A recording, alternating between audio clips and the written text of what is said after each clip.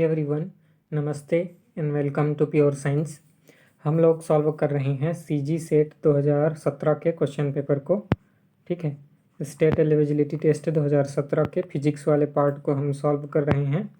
Physics question paper है यह। तो चलिए देखते हैं इसी क्रम में अगला जो प्रश्न है। ठीक है, अल्फा आयरन जो कि बीसीसी में है, मतलब बॉडी सेंटर्ड क्यूबिक इसका शेप होता है। तो इसका घनत्व है 7.9 इंटू 10⁻³ किलोग्राम पर मीटर क्यूब। ठीक है, तो इसका परमाणु भार है ना, परमाणु भार कितना है? एक परमाणु का जो मास है, एटॉमिक मास है, वह 56 है। ठीक है, तो इसके इकाई सेल का आयतन कितना होगा? इकाई जो यूनिट सेल बनेगा है ना, इसका ऐसा क्यूबिक जो सेल बनेगा, इसका जो है आयतन कितना होगा? अगर यह एक बॉडी सेंटर्ड बीसीसी है ना, बॉडी सेंटर्ड क्यूबिक सेल है, तो इसका है ना परमाणु भार, इसका आयतन कितना बनेगा? ठीक है, दिया हुआ है यहाँ पर जो एवोगेड्रो नंबर है 6.02 इंटू 10⁻23। तो हमको ज्ञात करना है इसका आयतन। चलिए देखते हैं कैसे होगा। ठीक है, तो यहाँ पर हमको क्या क्या दिया हुआ है? परमाणु भार दिया हुआ है ना 56। तो इसका मॉलिक्यूलर वेट कितना हो जाएगा? जब एटॉमिक वेट दिया हुआ है 56, तो मॉलिक्यूलर वेट हो जाएगा इसका 56 इंटू 10⁻2 है ना, इक्वल टू 112। क्यों?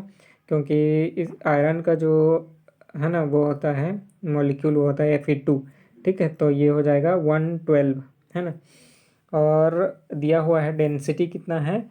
7.9 इंटू 10⁻³ किलोग्राम मीटर क्यूब। तो इसको हम ग्राम में चेंज कर लेंगे तो ये कुछ इतना हो जाएगा 7.9 इंटू 10⁻6 ग्राम पर मीटर क्यूब। ठीक है, और 112 इसका एटॉम मॉलिक्यूलर वेट हो गया। एन दिया हुआ है एवोगेड्रो नंबर 6.02 इंटू 10⁻23। तो जब एन मतलब 6.02 इंटू 10⁻23 जो पार्टिकल हैं उनका वेट, मॉलिक्यूल हैं, उनका वेट 112 ग्राम है। तो एक मॉलिक्यूल का वेट कितना हो जाएगा?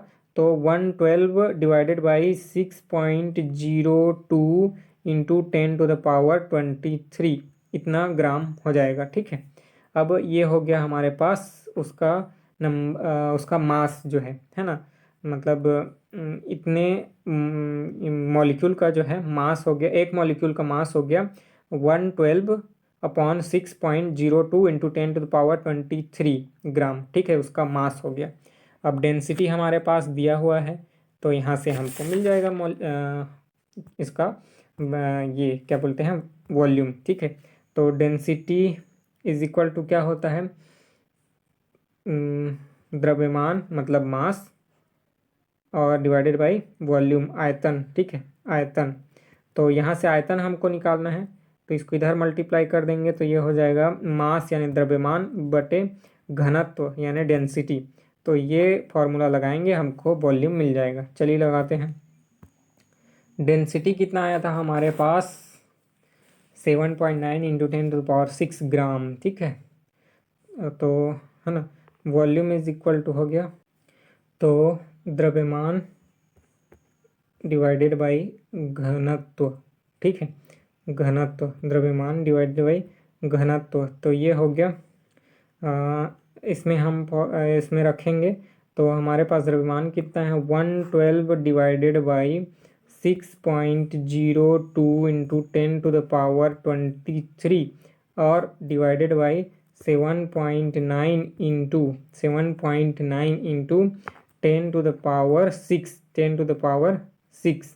ठीक है, तो ये हमको सॉल्व करना है। ठीक है, तो इसको सॉल्व करेंगे तो हमारे पास वैल्यू आ जाएगा 112 डिवाइडेड बाई 47 पॉइंट में डायरेक्ट करके बता रहा हूँ। ठीक है, 55 है ना, इंटू 10⁻29। अब इसको हम सॉल्व करेंगे, मतलब 112 डिवाइडेड बाई 47.55। तो ये हमारे पास आ जाएगा ये हमारे पास आ जाएगा 2.355 इंटू 10⁻⁻29। ऊपर जाएगा तो ये +29 जो है -29 हो जाएगा, ठीक है। तो वैल्यू कितना आया 2.355 इंटू 10⁻⁻29 किस में दिया हुआ है, तो ये है option C 2.355 into 10⁻⁻29 metre cube, ठीक है। तो ये हो गया इसका वैल्यू, ठीक है, वॉल्यूम का, आयतन का। अगला क्वेश्चन है हमारे पास, धातुओं के विशिष्ट ऊष्मा को इस तरह व्यक्त किया जा सकता है ना। धातुओं के specific heat of metals can be expressed as, तो इसका सीधा उत्तर है, फॉर्मूला है ना, AT प्लस BT क्यूब, जहाँ पर A और T जो है कांस्टेंट है और T जो है एब्सोल्यूट टेम्परेचर यानी परमताप है। तो AT प्लस BT क्यूब है ना, ये होता है धातुओं का जो है विशिष्ट ऊष्मा का फॉर्मूला। जहाँ पर ये जो AT वाला पार्ट है यह हाई टेम्परेचर पर फॉलो होता है, मतलब हाई टेम्परेचर पर जो स्पेसिफिक हीट होता है वह प्रोपोर्शनल होता है एब्सोल्यूट टेम्परेचर T के, है ना। हाई टेम्परेचर पर ध्यान दीजिएगा, बहुत ज़्यादा टेम्परेचर हाई होता है तो उस कंडीशन में धातुओं का स्पेसिफिक हीट है ना एब्सोल्यूट टेम्परेचर के अनुक्रमानुपाती होता है, उसके डायरेक्टली प्रोपोर्शनल होता है। और जब टेम्परेचर जो है लोअर रहता है तो लो टेम्परेचर पर स्पेसिफिक हीट, धातुओं का स्पेसिफिक हीट लो टेम्परेचर पर परम ताप के तीसरे घात के अनुक्रमानुपाती होता है ना, directly proportional to third power of the absolute temperature, ठीक है। तो दोनों का ध्यान रखिए, जब लो टेम्परेचर रहता है तो ये वाला फॉलो करता है, हाई टेम्परेचर रहता है तो ये, तो इसलिए दोनों का एडिशन आता है फॉर्मूला में AT प्लस BT, जहाँ पर A और B जो है कोई कांस्टेंट है, ठीक है। तो ऑप्शन डी यहाँ पर सही उत्तर है। अगला प्रश्न देखते हैं। अगला प्रश्न है, आइसोटोपिक द्रव्यमान 199.5 एटॉमिक मास यूनिट है ना वाले Hg यानी पारे का क्रांतिक ताप 4.185 केल्विन है, मतलब 4.185 केल्विन है। तो 203.4 एटॉमिक मास यूनिट वाले पारे का जो है आइसोटोप का है ना क्रांतिक मान कितना होगा, ठीक है। तो हमको ज्ञात करना है 203.4 एटॉमिक मास यूनिट वाले पारे का जो है क्रांतिक ताप, क्रिटिकल टेम्परेचर कितना होगा, ठीक है। तो हमारे पास दिया हुआ है कि 199 पर हमको पता है कितना होता है, ठीक है। इसका सीधा फॉर्मूला होता है T, है ना, जो क्रिटिकल टेम्परेचर TC है, इनटू मल्टीप्लाइड बाई जो उसका मास है, एटॉमिक मास यूनिट, है ना। ये एक कांस्टेंट होता है, ठीक है। मतलब कि उसका एटॉमिक मास यूनिट का जो है रूट और उसके क्रिटिकल टेम्परेचर का मल्टीप्लिकेशन एक कांस्टेंट होता है। तो TC is equal to 1, TC1 मान लेते हैं हमारे पास है 4.185 केल्विन, है ना, जो कि कितने वो पर है, मास पर, तो है वो M1 इज इक्वल टू कितना है, M1 √/mm नहीं M1, ठीक है। M1 इज इक्वल टू कितना है 199.5 एटॉमिक मास यूनिट। तो TC is equal to TC2 is equal to कितना हो जाएगा, इसी को हमको पता करना है। एटॉमिक मास यूनिट कितना है, M2 is equal to 203.4 atomic mass unit, ठीक है। तो जब ये TC √/m is equal to constant है तो TC1 √/m1 is equal to constant और TC2 √/m2 दोनों कांस्टेंट होगा, दोनों का वैल्यू सेम होगा, ठीक है। तो इसको हम ऐसे लिख सकते हैं TC1 √/m1 is equal to TC2 √/m2, ठीक है। अब इसमें फॉर्मूला में रख दीजिए, ठीक है। TC1 हमारे पास कितना आया था 4.185 √/m1 करेंगे तो ये आ जाएगा हमारे पास 199, है ना, 199.5, ठीक है, 199.5 इज इक्वल टू, इधर आएगा हमारे पास TC2, ये हमको पता नहीं है, और √/, 203.4। ठीक है, तो चलिए इसको सॉल्व कर लेते हैं। तो Tc2 का वैल्यू हमको मिल जाएगा।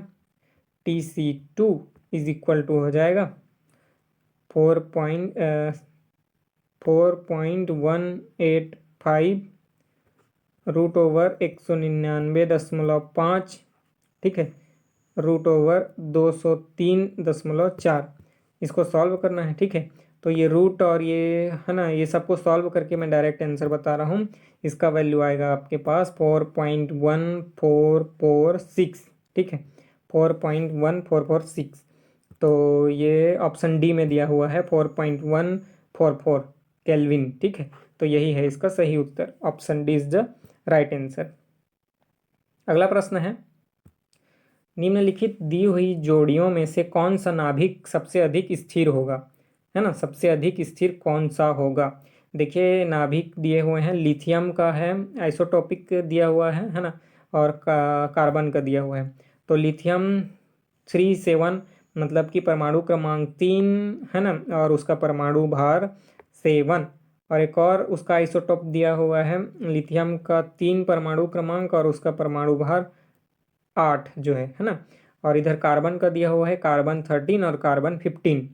हम जानते हैं कार्बन के दो पाए जाते हैं, कार्बन 13 और कार्बन 14। जो कार्बन 14 है वो रेडियो एक्टिव मतलब उसका डिटेक्शन करके है ना, किसी भी जो सब पुराना जीवाश्म है या कोई पेड़ है, पौधा है, घर है, उसका कार्बन डेटिंग करके उसके उम्र का यानी उसके है ना वह कितना पुराना है उसका पता किया जाता है। तो कार्बन का कितना होता है, 2 ठो होता है, एक कार्बन 13 और एक कार्बन 14। ठीक है, कार्बन 15 तो होता नहीं है। ठीक है, तो सबसे स्टेबल कौन सा हुआ, कार्बन 13। एक तो हो गया, कार्बन 13 स्टेबल है यह। और दूसरा लिथियम में जानते ही हैं कि लिथियम का परमाणु क्रमांक 3 और उसका परमाणु भार 7 होता है।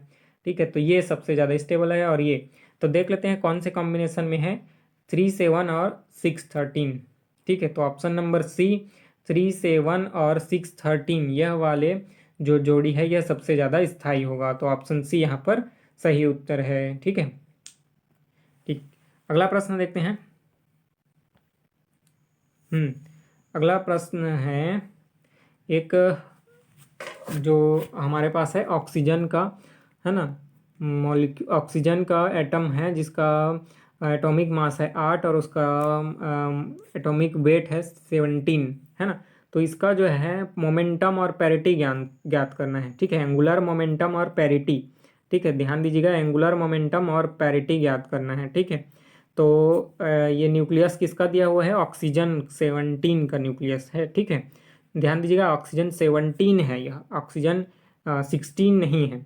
तो इसका मतलब यह हुआ कि इसमें एक एक्स्ट्रा न्यूट्रॉन है। ठीक है, ऑक्सीजन 16 क्या होता है कि स्टेबल जो है न्यूक्लियस होता है ऑक्सीजन 16। ठीक है, उसमें क्या होता है, उसमें 8 जो है प्रोटॉन रहते हैं और 8 न्यूट्रॉन रहते हैं। ठीक है, तो ये सबसे ज़्यादा स्टेबल जो होता है मटेरियल होता है। ठीक है, ऑक्सीजन 16। ठीक है, और जबकि यहाँ पर हमारे पास दिया हुआ है ऑक्सीजन 17। तो इसका मतलब है 8 न्यूट्रॉन होंगे, 8 प्रोटॉन, 9 न्यूट्रॉन होंगे और 8 प्रोटॉन होंगे, 8 प्रोटॉन और 9 न्यूट्रॉन होंगे, है ना, मतलब एक एक्स्ट्रा न्यूट्रॉन है इसमें।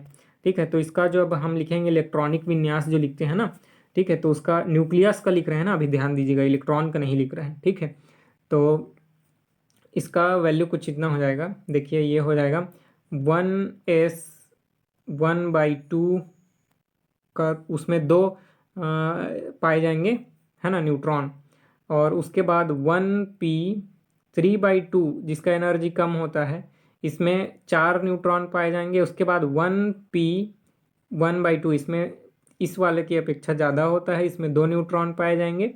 अब एक बचेगा तो 1d में पाया जाएगा, वह 1d5/2 में एक न्यूट्रॉन पाया जाएगा। ठीक है, 1d5/2 में एक एक्स्ट्रा न्यूट्रॉन जो है वह पाया जाएगा। ये सब मिलकर के 6 हो गए और ये एक एक्स्ट्रा 7वां। ठीक है, नहीं मतलब 8 हो गए, एक ये 9वां हुआ। ठीक है, तो इतना होगा।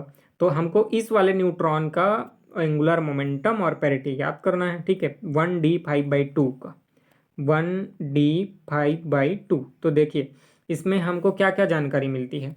यहाँ एंगुलर मोमेंटम एल का वैल्यू है डी है मतलब 2, ठीक है, ऑर्बिटल एंगुलर मोमेंटम का। स्पिन एंगुलर मोमेंटम का वैल्यू 1/2, ठीक है, न्यूट्रॉन है 1/2 होता है। और टोटल एंगुलर मोमेंटम जे का वैल्यू कितना है, तो यहाँ है ये 5/2, ठीक है। तो हमको मिल गया है ना।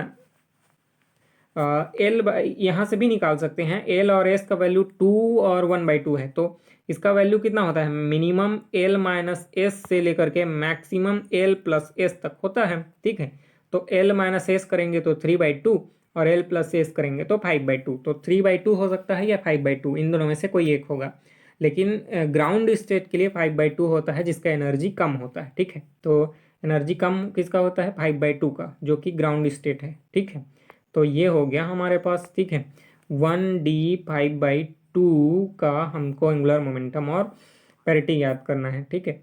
तो एंगुलर मोमेंटम का फॉर्मूला क्या होता है, एंगुलर मोमेंटम का फॉर्मूला होता है -1/L, ध्यान दीजिएगा, -1/L, ठीक है।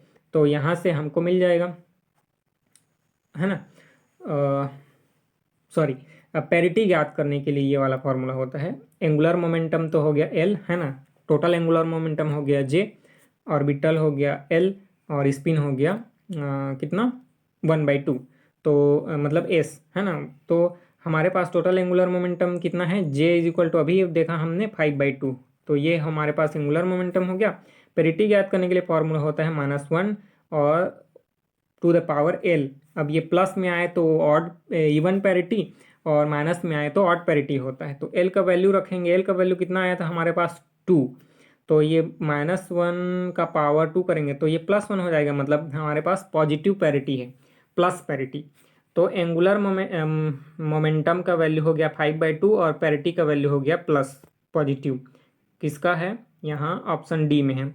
एंगुलर मोमेंटम का वैल्यू हो गया 5/2 और पैरिटी का वैल्यू हो गया प्लस में, ठीक है, पॉजिटिव पैरिटी या फिर बोले इवन पैरिटी, और एंगुलर मोमेंटम का वैल्यू है 5/2, ठीक है। तो आंसर डी जो है सही उत्तर है, ठीक। इस वीडियो में इतना ही रखते हैं, बाकी के प्रश्नों को हल करेंगे अगले वीडियो में। कोई भी डाउट हो तो आप पूछिए। मिलते हैं अगले वीडियो में, नमस्ते, थैंक यू।